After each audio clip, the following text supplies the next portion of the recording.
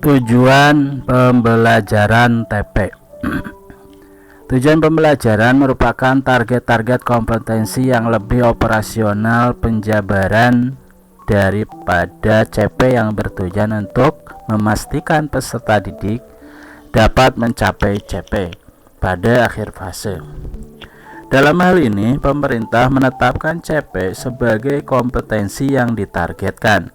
Namun demikian, CP tidak cukup konkret untuk memandu kegiatan pembelajaran sehari-hari, sehingga CP perlu diurai menjadi tujuan-tujuan pembelajaran yang lebih operasional dan konkret. TP tersebut dicapai satu persatu oleh peserta didik hingga mereka mencapainya pada akhir fase. Tujuan pembelajaran, gambar 1.5 skema tujuan pembelajaran.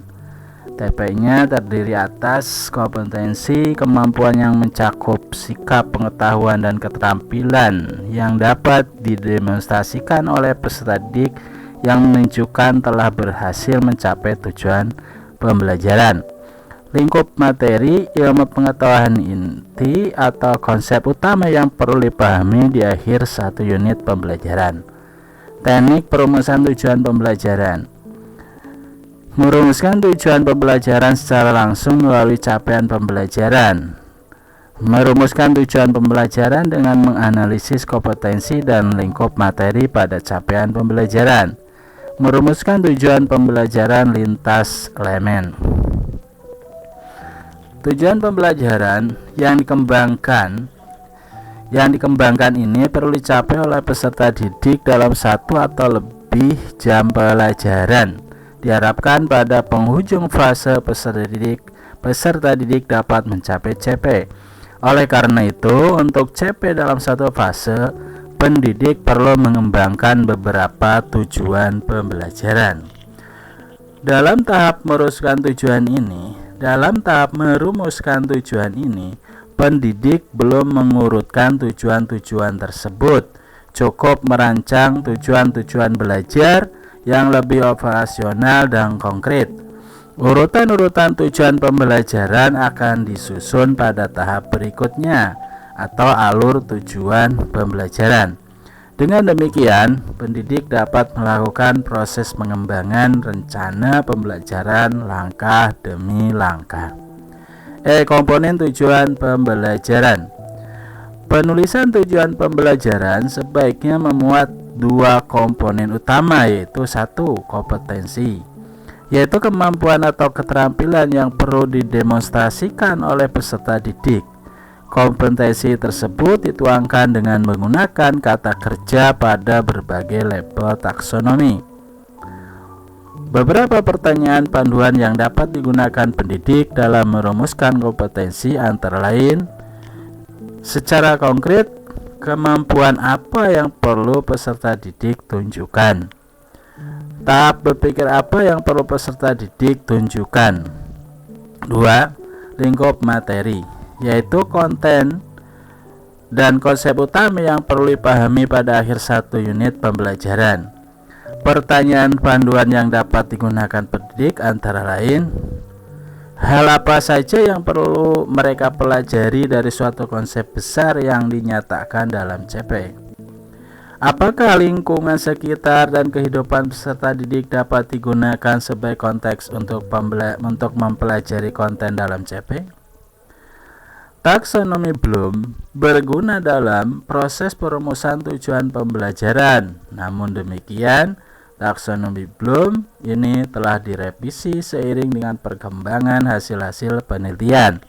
Anderson dan Krathwohl tahun 2001 mengembangkan taksonomi berdasarkan taksonomi Bloom dan dinilai lebih relevan untuk konteks belajar saat ini.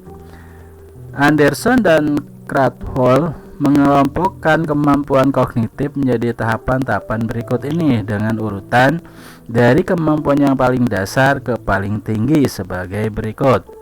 Level 1, mengingat, termasuk dalamnya mengingat kembali informasi yang telah dipelajari termasuk definisi, fakta-fakta, daftar urutan, atau menyebutkan kembali suatu materi yang pernah diajarkan kepadanya. Level 2, memahami, termasuk di dalamnya menjelaskan ide atau konsep seperti menjelaskan suatu konsep yang menggunakan kalimat sendiri, menginterpretasikan suatu informasi, menyimpulkan atau membuat parafrasa dari suatu bacaan. Level 3 mengaplikasikan, termasuk di dalamnya menggunakan konsep, pengetahuan, dan informasi yang telah dipelajarinya pada situasi berbeda dan relevan. Level 4 menganalisis, termasuk dalam kemampuan ini adalah memecah-mecah informasi menjadi beberapa bagian. Kemampuan untuk mengeksplorasi hubungan atau kolerasi atau membandingkan antara dua hal atau lebih, menentukan keterkaitan antar konsep atau mengorganisasikan beberapa ide atau konsep. Level 5 mengevaluasi, termasuk kemampuan untuk membuat keputusan, penilaian, mengajukan kritik dan rekomendasi yang sistematis. Level 6 menciptakan, yaitu merangkaikan berbagai elemen menjadi suatu hal baru yang utuh melalui proses pencarian ide, evaluasi terhadap hal atau ide atau benda yang ada sehingga kreasi yang diciptakan menjadi salah satu solusi terhadap masalah yang ada, termasuk di dalamnya adalah kemampuan memberikan nilai tambah terhadap suatu produk yang sudah ada. Inilah gambar 1.6 level kedalaman ranah kognitif menggunakan taksonomi Bloom. Selain taksonomi di atas, untuk merumuskan tujuan pembelajaran, pendidik juga dapat merujuk pada teori lain yang dikembangkan oleh T.G. dan Huygens tahun 2005 tentang 6 bentuk pemahaman sebagaimana yang disampaikan dalam penjelasan tentang CP. Pemahaman atau understanding adalah proses berpikir tingkat tinggi, bukan sekedar menggunakan informasi untuk menjelaskan atau menjawab pertanyaan. Menurut Taiji dan Huygens, pemahaman dapat ditunjukkan melalui kombinasi dari 6 kemampuan berikut. Gambar 1.7 taksonomi aspek afektif. Penjelasan, explanation, mendeskripsikan suatu ide dengan kata-kata sendiri, membangun hubungan, mendemonstrasikan si kerja, menjelaskan alasan, menjelaskan sebuah teori, dan menggunakan data. Interpretasi, menerjemahkan cerita, karya seni, atau situasi. Interpretasi juga berarti memaknai sebuah ide, perasaan, atau sebuah hasil karya dari suatu media ke media lain. Aplikasi, menggunakan pengetahuan, keterampilan, dan pemahaman mengenai sesuatu dalam situasi yang nyata atau sebuah simulasi atau menyerupai kenyataan. Perspektif, melihat suatu hal dari sudut pandang yang berbeda. Siswa dapat menjelaskan sisi lain dari sebuah situasi. Melihat gambaran besar, melihat asumsi yang mendasari sesuatu hal dan memberikan kritik. Empati, menaruh diri di posisi orang lain, merasakan emosi yang dialami oleh pihak lain dan atau memahami pikiran yang berbeda dengan dirinya. Pengenalan diri atau refleksi diri, memahami diri sendiri yang menjadi kekuatan, area yang perlu dikembangkan, serta proses berpikir dan emosi yang terjadi secara internal. Marzano tahun 2000 mengembangkan taksonomi yang berbeda untuk tujuan pembelajaran. Dalam taksonominya, Marzano menggunakan 3 sistem dalam domain pengetahuan. Ketiga sistem tersebut adalah sistem kognitif, sistem metakognitif, dan sistem diri. Self system. Sistem diri adalah keputusan yang dibuat individu untuk merespon instruksi dan pembelajaran, apakah akan melakukannya atau tidak. Sementara sistem metakognitif adalah kemampuan individu untuk merancang strategi dalam melakukan kegiatan pembelajaran agar mencapai tujuan. Sedangkan sistem kognitif mengolah semua informasi yang diperlukan untuk mencapai tujuan pembelajaran. Ada 6 level taksonomi menurut Marzano. Tingkat 1, mengenali dan mengingat kembali. Retrieval, mengingat kembali, retrieval informasi dalam batas mengidentifikasi sebuah informasi secara umum. Kemampuan yang termasuk dalam tingkat 1 ini adalah kemampuan menentukan akurasi suatu informasi dan menemukan informasi lain yang berkaitan. Tingkat 2, pemahaman. Proses pemahaman dalam sistem kognitif berfungsi untuk mengidentifikasi atribut atau karakteristik utama dalam pengetahuan berdasarkan taksonomi baru dari Marzano. Pemahaman melibatkan dua proses yang saling berkaitan, integrasikan dan simbolisasi. Tingkat 3, analisis. Analisis dalam taksonomi baru dari Marzano melibatkan perluasan pengetahuan yang logis termasuk akal. Analisis yang dimaksud bukan hanya mengidentifikasi karakteristik penting dan tidak penting, namun analisis juga mencakup generasi informasi baru yang belum diproses oleh seseorang.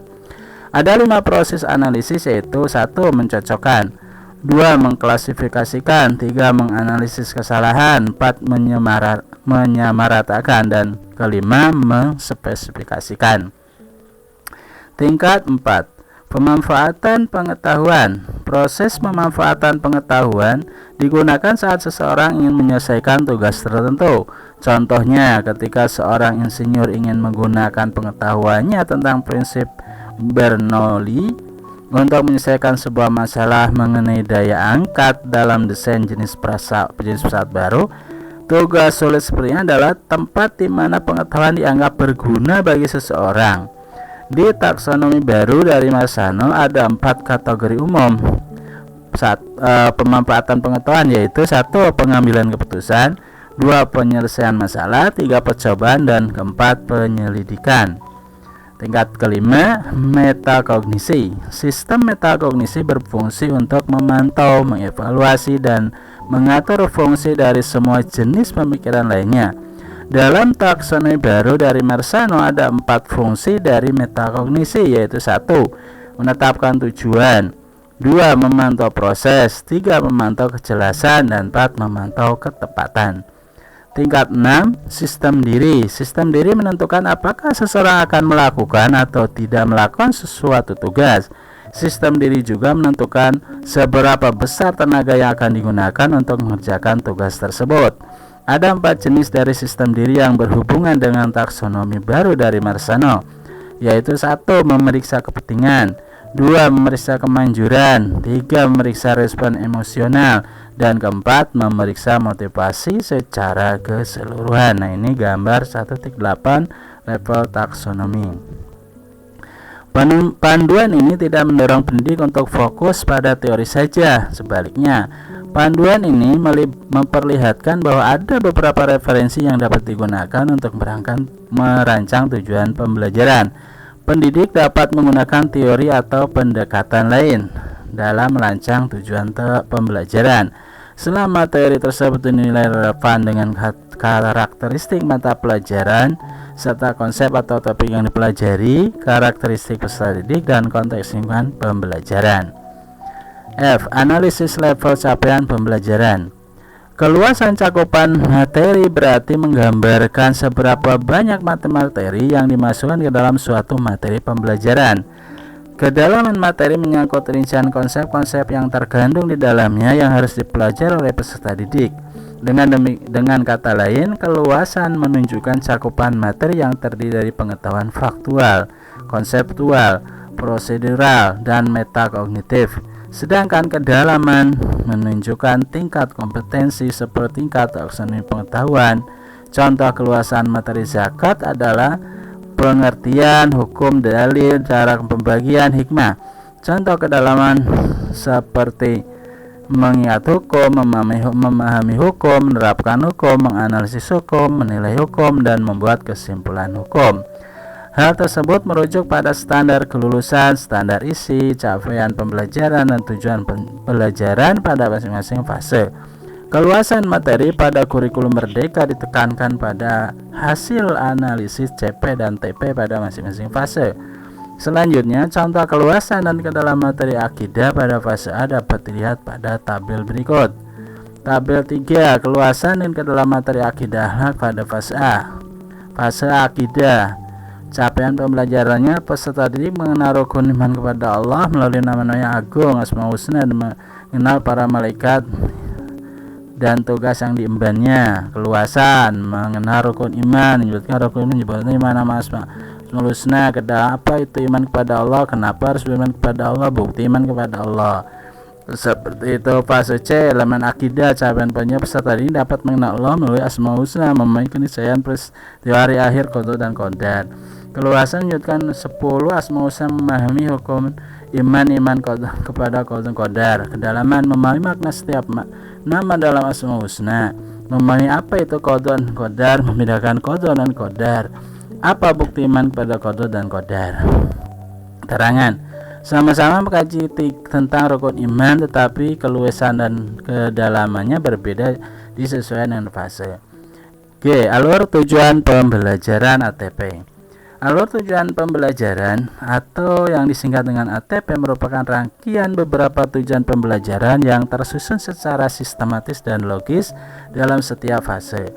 Alur tujuan pembelajaran disusun untuk memberikan informasi pada guru dan peserta didik tentang urutan tujuan pembelajaran yang akan dilaksanakan dari mulai awal sampai akhir pada setiap fase yang merujuk pada setiap capaian pembelajaran. Alur tujuan pembelajaran disusun secara kronologis berdasar urutan pembelajaran dari waktu ke waktu. Alur tujuan pembelajaran disusun oleh satuan pendidikan yang terdiri dari tim guru pada mata pelajaran tertentu atau rumpun mata pelajaran. Guru yang ahli pada bidang mata pelajaran tertentu akan lebih mahir dalam menyusun alur tujuan pembelajaran. Alur tujuan pembelajaran ada kaitannya dengan capaian pembelajaran dan tujuan pembelajaran. Alur tujuan pembelajaran disusun setelah menganalisis capaian pembelajaran, merumuskan tujuan pembelajaran. Jadi, lihat gambar 1.9 penyusunan alur tujuan pembelajaran. Menganalisis capaian pembelajaran, merumuskan tujuan pembelajaran, menyusun alur tujuan pembelajaran. Dalam suatu capaian pembelajaran dianalisis kemudian menghasilkan beberapa tujuan pembelajaran. Tujuan-tujuan pembelajaran tersebut kemudian diurutkan menjadi sebuah alur tujuan pembelajaran dalam setiap fase. Penyusunan alur tujuan pembelajaran tidak perlu lintas fase kecuali pendidikan khusus. Dalam kurikulum merdeka, guru memiliki kewenangan untuk menyusun alur tujuan pembelajaran dengan berbagai metode urutan. Alur tujuan pembelajaran menjadi panduan guru dan peserta didik dalam mencapai capaian pembelajaran pada setiap fase. Gambar 1.10 alur tujuan pembelajaran dalam satu fase. Fase awal, tujuan pembelajaran 1, tujuan pembelajaran 2, tujuan pembelajaran TP berapa itu ya, tujuan pembelajaran N, akhir fase, terus akhir fase. Alur tujuan pembelajaran disusun setiap capaian pembelajaran mata pelajaran pada masing-masing fase, dari mulai fase A sampai dengan fase F sesuai tingkat fase berikut. Tabel 4 jenjang fase berdasarkan kelas dan jenjang madrasah atau sekolah. Fase fondasi, prasekolah atau rotul atfal atau BA atau TK. Fase A kelas 1 dan 2 MI atau SD, fase B kelas 3 dan 4 MI atau SD, fase C kelas 5 dan 6 MI atau SD, fase D kelas 7, 8, 9 tes SMP, fase E kelas 10 MI MAK SMA SMK, fase F kelas 11 dan 12 MI MAK SMA SMK. H. Prinsip penyusunan alur tujuan pembelajaran. 1. Esensial. Alur tujuan pembelajaran memiliki prinsip esensial yang memiliki arti bahwa pada setiap tujuan pembelajaran terdapat penjabaran konsep, keterampilan, dan konten inti yang diperlukan untuk mencapai capaian pembelajaran. Prinsip esensial ini lebih mengarah pada susunan tujuan pembelajaran untuk mencapai capaian pembelajaran. 2. Berkesinambungan. Alur tujuan pembelajaran disusun secara berkesinambungan merupakan suatu hal yang harus dilakukan oleh guru. Hal ini dimaksud agar materi-materi yang diajarkan oleh guru kepada peserta didik merupakan rangkaian materi yang saling terkait satu sama lain. Alur tujuan pembelajaran yang berkesinambungan dapat meningkatkan pengalaman belajar peserta didik secara terstruktur dan berkesinambungan. 3. Kontekstual. Prinsip konseptual dalam penyusunan alur tujuan pembelajaran merupakan relevansi alur dan karakteristik dan perkembangan peserta didik. Selain itu, alur tujuan pembelajaran dapat disesuaikan dengan waktu, situasi, dan kondisi di lingkungan yang sedang terjadi. Sebagai contoh, materi puasa wajib dipelajari pada saat bulan Ramadan. Suasana mengkaji ilmu dan praktik puasa wajib akan lebih diinternalisasi oleh peserta didik ketika dipelajari pada saat bulan Ramadan. Materi pelajaran yang membahas tentang haji dipelajari pada bulan Dzulhijjah. Peserta didik akan lebih mendapatkan momen yang pas dan mendapatkan pengalaman-pengalaman langsung melihat situasi saat haji, meskipun hanya sebatas melihat atau mendengar informasi berita tentang haji. 4. Sederhana. Alur tujuan pembelajaran disusun secara sederhana untuk memudahkan guru dan peserta didik dalam melaksanakan urutan pembelajaran. Hindari memperumit alur tujuan pembelajaran dan menjaganya agar tetap sederhana dan lugas. Hal ini akan membantu peserta didik untuk mensistemasi cara berpikir sesuai dengan tujuan pembelajaran. Kriteria alur tujuan pembelajaran. 1. Alur tujuan pembelajaran menggambarkan urutan pengembangan kompetensi yang harus dikuasai secara utuh dalam satu fase. 2. ATP menggambarkan cakupan dan tahapan pembelajaran yang linier dari awal hingga akhir fase. 3. ATP pada keseluruhan fase menggambarkan cakupan dan tahapan pembelajaran yang menggambarkan tahapan perkembangan kompetensi antara fase dan jenjang. J. Metode alur tujuan pembelajaran. Dalam penyusunan ATP, guru dapat mengurutkan tujuan pembelajaran dengan beberapa cara, antara lain: 1. Konkret ke abstrak. Tujuan pembelajaran diurutkan dari konten yang konkret dan berwujud ke konten yang lebih abstrak atau simbolis. TP dipetakan ke dalam dua bagian besar, yaitu TP yang bersifat konten dan abstrak. Setelah dipetakan kemudian diurutkan dari mulai TP yang bersifat konten ke abstrak. Tabel 5. Contoh ATP metode konkret ke abstrak. Urutan 1. Menulis surat-surat pendek pilihan. Quran surah Al-Bayyinah, TP-nya. Konkret ke abstrak. Ini urutan 2. Melafalkan. Menghafalkan surat-surat pendek pilihan Quran surah Al-Bayyinah. 3. Menganalisis arti dan kandungan surah-surah pendek atau pilihan Quran surah Al-Bayyinah serta mengamalkan dalam kehidupan sehari dan seterusnya. Dari contoh alur tujuan pembelajaran di atas dapat diketahui bahwa urutan pertama ditetapkan menulis surah pendek, yang mana materi tersebut dapat disebutkan dengan jelas atau konkret, yakni memiliki tujuan agar peserta didik mampu menulis surah pendek. Setelah menulis yang sifatnya konkret, urutan tujuan pembelajaran kedua adalah melafalkan dan menghafalkan surah pendek. Pada tujuan pembelajaran kedua ini sudah mulai tahap ke abstrak, ya. Pada urutan ketiga, tujuan pembelajaran lebih abstrak dari urutan kedua, yakni menganalisis arti kandungan surah pendek. Ada untuk contoh ATP metode konkret ke abstrak untuk MI, yaitu tabel 6 ATP dari konkret ke abstrak. Urutan 1. Tujuan pembelajaran melakukan penjumlahan dan pengurangan bilangan caca yang melibatkan bilangan caca menggunakan benda konkret. Ini konkret ke abstrak. Urutan 2. Melakukan penjumlahan dan pengurangan bilangan caca yang melibatkan bilangan caca menggunakan gambar. 3. Menyelesaikan masalah dalam kehidupan sehari-hari yang melibatkan penjumlahan dan pengurangan bilangan yang melibatkan bilangan caca, dan seterusnya. Dari contoh alur tujuan pembelajaran dapat diketahui bahwa urutan pertama itu akan melakukan penjumlahan dan pengurangan bilangan caca menggunakan benda konkret. Yang mana tersebut dapat disebutkan dengan jelas konkret, yaitu memiliki tujuan agar peserta dapat mampu melakukan penjumlahan dan pengurangan bilangan caca dengan menggunakan benda konkret. Setelah benda konkret yang ada di sekitar siswa, urutan tujuan pembelajaran kedua adalah melakukan penjumlahan dan pengurangan bilangan caca dengan menggunakan bantuan gambar. Pada tujuan pembelajaran kedua ini sudah mulai ke tahap yang semi abstrak. Pada urutan ketiga, tujuan pembelajaran lebih abstrak dari urutan kedua, yakni menyelesaikan masalah dalam kehidupan sehari yang melibatkan jumlahan dan pengurangan bilangan yang melibatkan bilangan caca dalam kalimat matematika. Contoh ATP metode konkret ke abstrak untuk bahasa Arab yaitu sebagai berikut. Tabel 7. Contoh ATP metode konkret abstrak. Urutan 1. Tujuan pembelajaran menulis kalimat dalam bentuk jumlah ismiyah. Ini konkret ke abstrak. 2. Urutan kedua mengkonstruk teks dengan menggunakan jumlah ismiyah. Tiga, mengkonstruk itu membuat. Ketiga, menganalisis fungsi jumlah ismiyah dalam teks yang dikonstruk.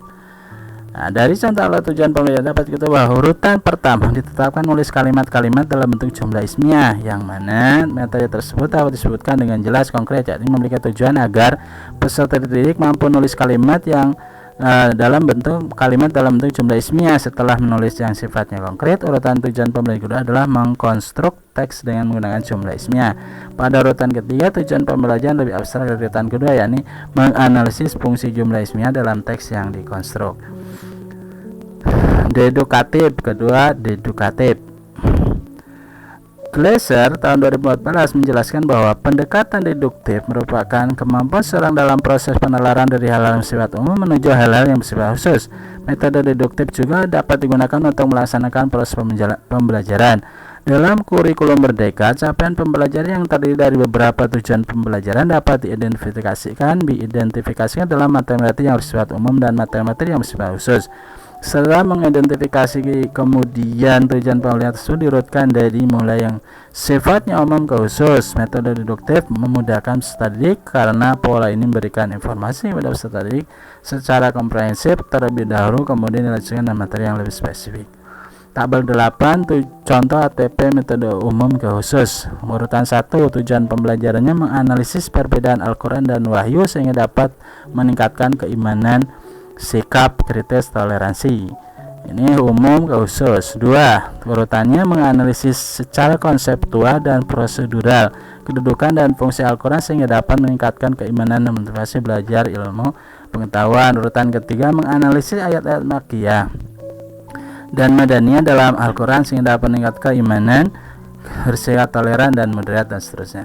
Pada contoh tabel di atas memperlihatkan bahwa materi-materi yang diajarkan urut dimulai dari mengkaji tentang perbedaan Al-Quran dan Wahyu, yang mana materi ini bersifat umum, kemudian mengerucut pada kedudukan dan fungsi Al-Quran.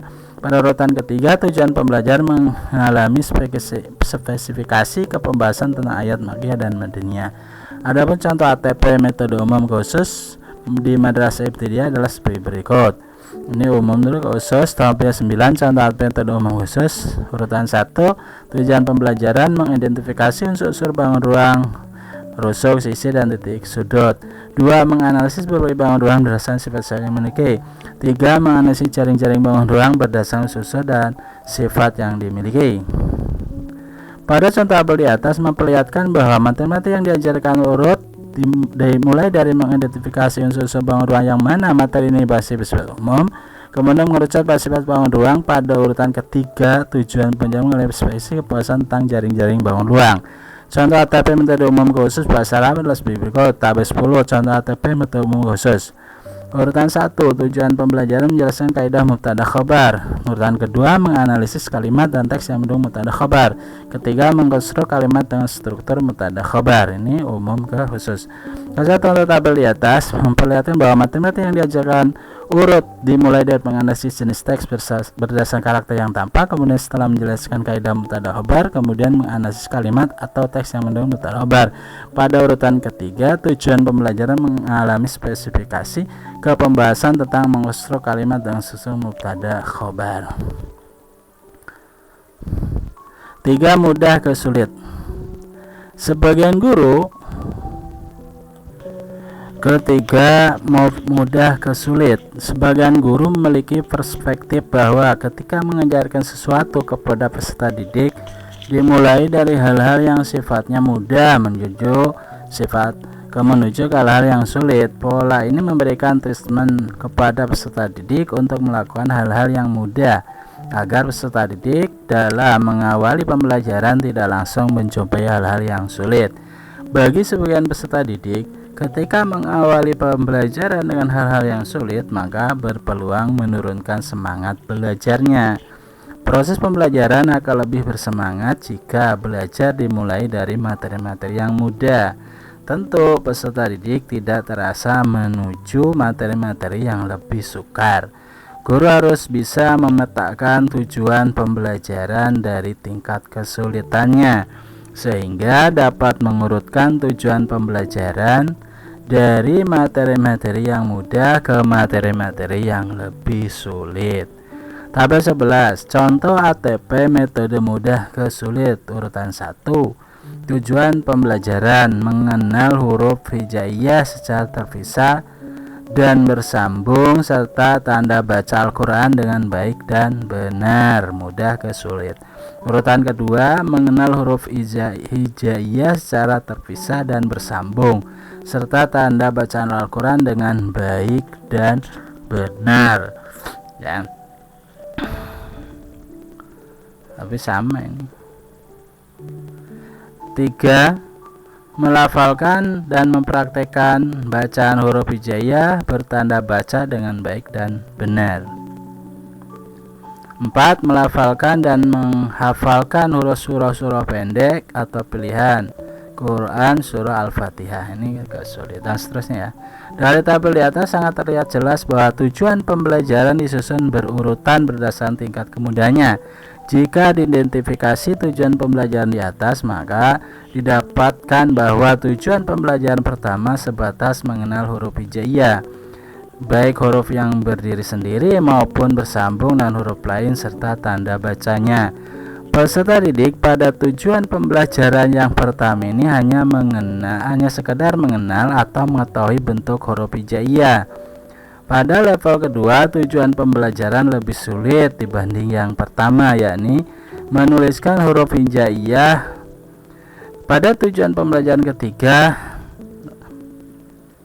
berlanjut di level yang lebih sulit, yakni melafalkan huruf hijaiyah. Ya.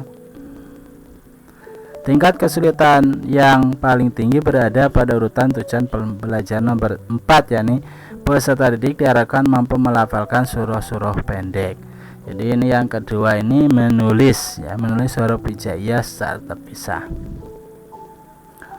Sebagai contoh penyusunan ATP metode mudah ke sulit pada madrasah ibtidaiyah sebagai berikut. Tabel 12 contoh ATP metode mudah ke sulit. Urutan 1. Tujuan pembelajaran: menyatakan pecahan sebagai bagian dari keseluruhan. Ya, mudah ke sulit nih. Urutan kedua, menyajikan nilai pecahan melalui gambar. 3. Menuliskan letak pecahan pada garis bilangan. 4. Membandingkan dua pecahan berpenyebut sama. 5. Mengurutkan pecahan berpenyebut sama, dan seterusnya. Jadi dari tabel dia sangat terlihat jelas bahwa tujuan pembelajaran disusun berurutan berdasarkan tingkat kemudahannya. Jika diidentifikasi tujuan pembelajaran di atas, maka didapatkan bahwa tujuan pembelajaran pertama sebatas menyatakan pecahan sebagai bagian dari keseluruhan, baik menggunakan metode konkret maupun gambar. Peserta didik pada tujuan pembelajaran pertama ini hanya sekedar mengenal atau mengetahui definisi pecahan. Pada level kedua, tujuan pembelajaran lebih sulit dibanding yang pertama, yakni menyajikan nilai pecahan dalam bentuk gambar atau sebaliknya. Pada tujuan pembelajaran ketiga, berlanjut level yang lebih sulit, yakni menuliskan letak pecahan pada garis bilangan. Selanjutnya, membandingkan dua pecahan yang berpenyebut sama. Tingkat kesulitan yang paling tinggi pada urutan tujuan pembelajaran nomor 5, yakni peserta didik mampu mengurutkan pecahan berpenyebut sama. Contoh penyusunan ATP metode mudah ke sulit bahasa Arab adalah sebagai berikut. Tabel 13 contoh ATP metode mudah sulit. Urutan 1, mendengarkan tujuan pembelajaran: mendengar bunyi huruf hijaiyah, mudah sulit ya. Urutan 2, mendengarkan kata bahasa Arab. 3. Urutan 3, metode tujuan pembelajaran: mendengar frasa bahasa Arab. Urutan 4, tujuan pembelajaran: mendengar kalimat bahasa Arab. Jadi bunyi, kata, frasa, kalimat, dan seterusnya. Dari tabel di atas sangat terlihat jelas bahwa tujuan pembelajaran disusun berurutan berdasarkan tingkat kemudahannya. Jika diidentifikasi tujuan pembelajaran di atas, maka didapatkan bahwa tujuan pembelajaran pertama sebatas mendengarkan bunyi huruf hijaiyah saja, seperti membedakan huruf H dan Kh dan lainnya. Kemudian yang kedua, mulai mendengarkan kata secara utuh. Dilanjutkan dengan mendengarkan frasa bahasa Arab yang biasanya terdiri dari dua kata. Tujuan pembelajaran terakhir, mendengarkan kalimat bahasa Arab. 4. Hierarki keilmuan. Hierarki keilmuan merupakan urutan ilmu pengetahuan yang didasarkan pada tingkatan atau klasifikasi materi dalam satu bidang kajian ilmu yang spesifik. Sebagai contoh, fikih juga dilihat dari hierarkinya. Sebagaimana orang yang akan melakukan salat tentu harus memahami tentang bab bersuci atau taharah.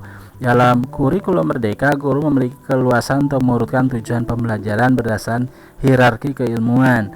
Syarat utama dalam menyusun alur ini adalah guru harus memiliki pengetahuan tentang klasifikasi atau jenjang materi-materi yang akan disampaikan kepada peserta didik. Tabel 14, contoh ATP metode hierarki keilmuan. Urutan 1, tujuan pembelajaran, mengenal rukun Islam untuk menumbuhkan keyakinan dan ketaatan sehingga pribadi muslim yang menjadi pribadi muslim yang tafakuh fiddin. Urutan kedua, melafalkan kalimat syahadatain sehingga tertanam keyakinan bahwa Allah Subhanahu wa taala adalah satu-satunya zat yang patut disembah. Urutan ketiga, tujuan pembelajaran memahami tata cara berwudu agar selalu menjaga kesucian perkataan, pikiran, serta perbuatan dan juga sebagai prasyarat menjalankan ibadah sholat. Urutan keempat, melafalkan kalimat hadan dan iqamah agar tertanam sikap taat kepada Allah, disiplin dan tertib dalam menjalankan ibadah. Urutan 5, tujuan pembelajaran melakukan salat fardu agar menjadi muslim yang taat beribadah dan santun dalam bersikap sehingga menjadi teladan bagi teman sebayanya. Urutan ke-6, tujuan pembelajaran melakukan zikir dan doa sudah salat agar menjadi pribadi yang rendah hati, sabar dan optimis dalam menjalankan kehidupan sehari-hari. Tabel 15, contoh ATP metode hierarki keilmuan. Urutan 1, tujuan pembelajaran berbicara secara imitasi. Peserta didik mau meniru kata, frasa dan kalimat. Urutan 2, tujuan pembelajaran berbicara secara intensif.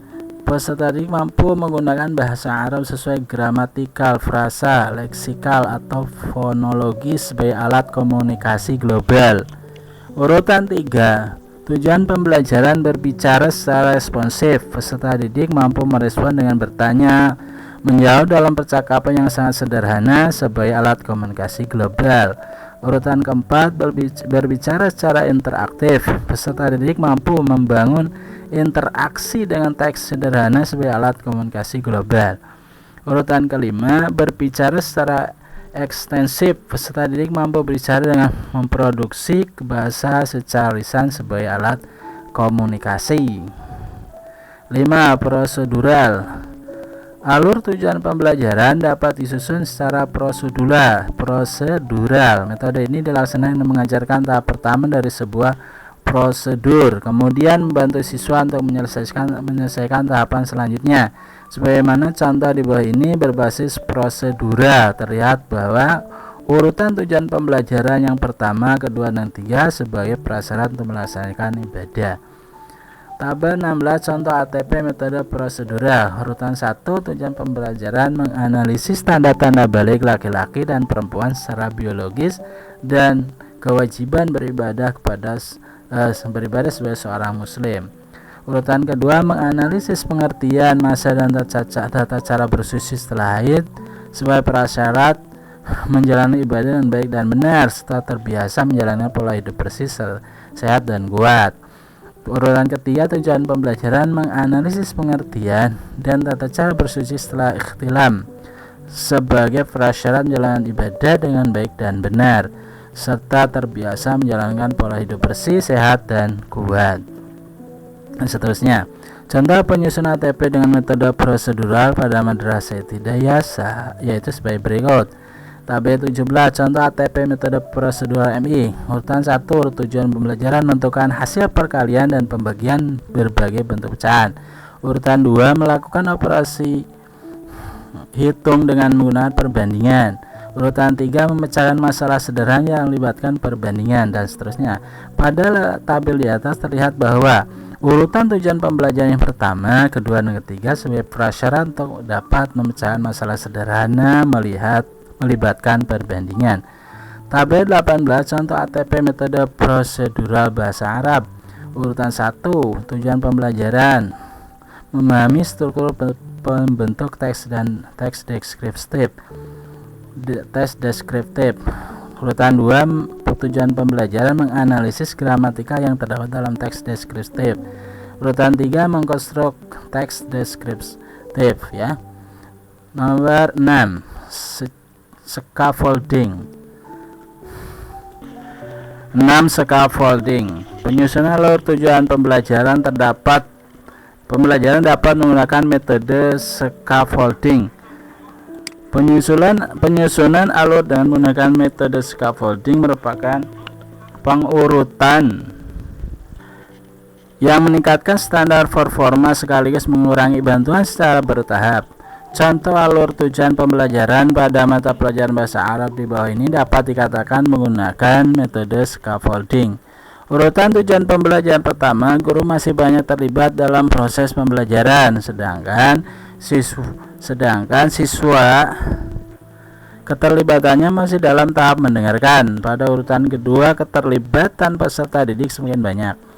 Bantuan guru sudah mulai berkurang terlihat pada urutan ketiga dan keempat, karena porsi aktivitas pembelajaran peserta didik lebih banyak. Tabel 19 contoh ATP metode scaffolding. Urutan 1 tujuan pembelajaran. Mendengarkan komponen bahasa seperti fonem, kata, notasi, dan penanda wacana. Urutan 2 tujuan pembelajaran meniru kata, frasa, dan kalimat sesuai topik. Urutan 3 tujuan pembelajaran membaca huruf, kata, tanda baca dalam teks tertulis atau teks visual. Urutan 4 tujuan pembelajaran menggunakan gagasan yang sangat sederhana secara tulis dan lisan. Contoh lain alur tujuan pembelajaran pada mata pelajaran bahasa Arab di bawah ini dapat dikatakan menggunakan metode scaffolding. Hal ini tercermin dalam siklus pedagogi genre. Dalam siklus pertama yaitu building knowledge of the faith, membangun konteks, di mana guru masih banyak terlibat dalam proses memberikan input materi baik berupa lisan ataupun tulis. Kemudian siklus kedua yaitu modeling of text, di mana guru memberikan penjelasan tentang struktur teks dan gramatika yang dibutuhkan. Pada siklus ketiga yaitu joint construction of text, di mana guru beserta peserta didik mengkonstruk teks secara bersama-sama. Pada tahapan terakhir yaitu independent construction of text, di mana siswa mengkonstruk teks secara mandiri. Tabel 20 contoh ATP metode scaffolding. Urutan 1 tujuan pembelajaran mengidentifikasi kosakata terkait cakupan materi. Urutan 2 tujuan pembelajaran mengidentifikasi struktur teks. Urutan ketiga memahami teks model yang diberikan. Urutan 4 tujuan pembelajaran menulis kalimat berdasarkan struktur yang dipelajari dengan bimbingan guru. Urutan kelima mengkonstruk teks secara mandiri. K. Alokasi jam pelajaran. Jam pelajaran merupakan durasi waktu tertentu yang tersedia untuk melaksanakan proses pembelajaran. Dalam menyusun alur tujuan pembelajaran, guru juga menentukan alokasi jam pelajaran. Setiap tujuan pembelajaran terdapat alokasi jam pelajaran. Proses yang dilakukan guru setelah mengurutkan tujuan pembelajaran, kemudian menentukan lokasi jam pelajaran sesuai dengan karakteristik materi yang dipelajari. Alokasi waktu jam pelajaran ditentukan berdasarkan atas 1. Struktur kurikulum. Dalam menentukan alokasi jam pelajaran atau JP, pada masing-masing tujuan pembelajaran merujuk pada struktur kurikulum pada jenjang satuan pendidikan.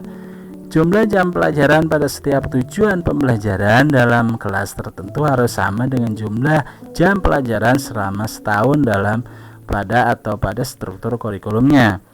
Pembuatan jam pelajaran setiap tujuan pembelajaran berdasarkan keluasan dan kedalaman materi. Keluasan materi dilihat dari seberapa banyak materi-materi yang dipelajari peserta didik. Sedangkan kedalaman materi dapat diketahui dengan tingkat taksonomi yang diwujudkan pada setiap tujuan pembelajaran. Selain itu, guru dalam menentukan bobot alokasi jam pelajaran juga dapat mempertimbangkan hasil asesmen atau pemahaman awal siswa. Berikut contoh cara pembuatan alokasi waktu jam pelajaran tujuan pembelajaran pada mata pelajaran akidah akhlak kelas 10 pada jenjang MA. Setiap tujuan pembelajaran menggunakan taksonomi Anderson. Tabel 21 contoh cara pembuatan jam pelajaran. Tujuan pembelajaran TP 1, C1, alokasi waktu jam pelajaran 4. TP2, C2, alokasi waktu JP 6. TP3, C3, alokasi waktu JP 8. TP4 C4 alokasi waktu JP10, TP5 C3 alokasi waktu 8 JP8, TP6 C3 alokasi waktu JP8, TP7 C4 alokasi waktu 10 JP, TP8 C3 alokasi 8, TP9 C4 alokasi 10, total 72 jam pelajaran. Tabel di atas dapat diketahui bahwa tujuan pembelajaran tak pelajaran akidah akhlak kelas 9 ada 9. Keluasan materi ditunjukkan dengan banyaknya tujuan pembelajaran yakni 9 TP. Sedangkan kedalaman materi ditunjukkan dan menggunakan tingkat taksonomi antara C1 sampai C4 pada masing-masing TP. Penentuan alokasi waktu CP dan TP yang kedalaman materinya C1 diberi bobot 4 CP, C2 diberi bobot 6 JP, C3 diberi bobot 8 JP, dan C4 diberi bobot 10 JP. Catatan, jumlah pembuatan JP masing-masing TP di atas jangan dijadikan patokan, semisal C2 harus diberi bobot 6 JP, C3 diberi bobot 8 JP, dan seterusnya. Pembuatan JP menyesuaikan keluasan dalam materi serta dapat juga mempertimbangkan hasil asesmen atau pemahaman awal peserta didik. 2. Format alur tujuan pembelajaran. Alur tujuan pembelajaran dapat disusun dengan berbagai format sesuai dengan kreativitas guru. Komponen yang harus ada dalam format sekurang-kurangnya terdiri dari elemen, capaian pembelajaran, tujuan pembelajaran, alur tujuan pembelajaran, kelas, dan alokasi waktu serta identitas mata pelajaran. Contoh format alur tujuan pembelajaran dapat dilihat di lampiran modul ini. 4. Urgensi dan tujuan dan manfaat tujuan pembelajaran dalam pengembangan profesionalitas guru. Kurikulum Merdeka merupakan kurikulum yang didesain lebih sederhana dan mendalam karena fokus pada materi yang esensial dan pengembangan kompetensi peserta didik pada fasenya. Belajar menjadi lebih mendalam bermakna tidak terburu-buru dan menyenangkan. Peserta didik dapat memilih mata pelajaran sesuai minat, bakat, dan aspirasinya, sehingga guru dapat mengejar sesuai tahap capaian dan perkembangan peserta didik. Sekolah atau madrasah diberi wewenang untuk mengembangkan dan mengelola kurikulum dan pembelajaran sesuai dengan karakteristik satuan pendidikan dan peserta didik. Dengan mode pembelajaran melalui kegiatan proyek memberikan kesempatan lebih luas kepada peserta didik untuk secara aktif mengeksplorasi isu-isu aktual, misalnya isu lingkungan, kesehatan, dan lainnya untuk mendukung pengembangan karakter dan kompetensi profil pelajar Pancasila dan profil pelajar rahmatan lil alamin. Capaian pembelajaran merupakan kompetensi pembelajaran yang harus dicapai peserta didik pada setiap fase perkembangan dalam satuan pendidikan seperti sekolah dan madrasah. Capaian merupakan kompetensi yang ingin dicapai dan ditulis dalam bentuk paragraf yang memadukan antara pengetahuan, keterampilan, dan sikap. Capaian pembelajaran untuk pendidikan dasar menengah terdiri dari 6 fase, yaitu fase A hingga fase F, yang meliputi seluruh mata pelajaran di jenjang pendidikan dasar dan menengah. SD, MT, SMT, SMA, MA, SMK, SMK, SDLB, SPLB, SMALB, paket A, paket C, paket B, paket C. Komponen capaian pembelajaran meliputi rasionalitas mata pelajaran, tujuan mata pelajaran, karakteristik mata pelajaran, capaian dalam setiap fase secara keseluruhan, dan capaian dalam setiap fase menurut elemen. Guru dapat merumuskan materi esensial dengan berdasarkan pada hasil asesmen awal, baik asesmen dalam pemahaman, gaya belajar, atau bakat dan minat. Adapun untuk keluasan materi pada kurikulum Merdeka ditekankan pada hasil dari analisis CP dan TP pada masing-masing fase. Merdeka Belajar merupakan tawaran dalam merekonstruksi sistem pendidikan dalam rangka menyongsong perubahan dan kemajuan bangsa yang dapat menyesuaikan dengan perubahan zaman. Asumsi utama Merdeka Belajar adalah pemberian kepercayaan kepada guru sehingga guru merasa merdeka dalam melaksanakan pembelajaran.